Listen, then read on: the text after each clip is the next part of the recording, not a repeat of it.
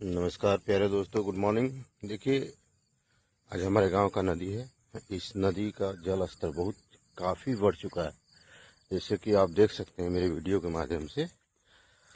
और आज सुबह के वॉक थ्रू में मैं निकला हूं, थोड़ा जो अपना योगा करने के स्टाइल से। तो डेली निकलता हूं, डेली अपना फेस नहीं डालता हूं, तो आज मैं फेस भी डाल रहा हूं।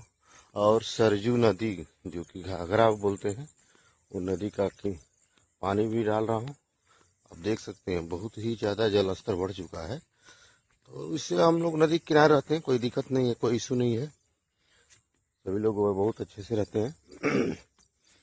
और इसका धीरे धीरे अभी 1 से 1.5 महीना तक जल स्तर बढ़ते ही जाएगा, ठीक है। तो इसी तरह से है ये वीडियो को, हमारी वीडियो को ज़्यादा से ज़्यादा शेयर कीजिए, लाइक कीजिए प्लीज़।